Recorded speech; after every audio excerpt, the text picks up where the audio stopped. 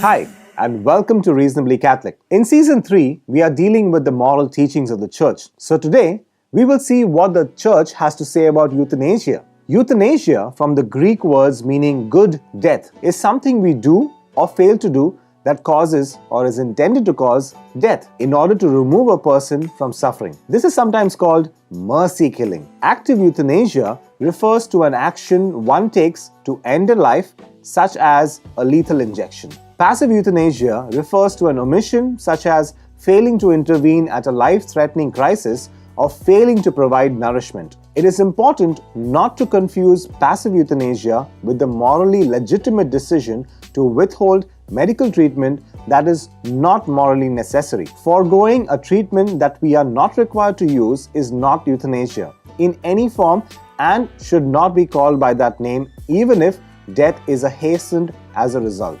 No matter how ill a patient is, we never have the right to put him to death. We have a duty to care for and preserve life. But to what length are we required to go to preserve this life? No religion or government requires us to use every possible means to prolong life. The means have traditionally been classified as either ordinary or extraordinary. Ordinary means include any treatment or procedure that provides some benefit to the patient without excessive burden or hardship. Ordinary means must always be used. Extraordinary means are those that present an excessive burden. Extraordinary means are optional. Discontinuing medical procedures that are burdensome, dangerous, extraordinary, or disproportionate to the expected outcome can be legitimate.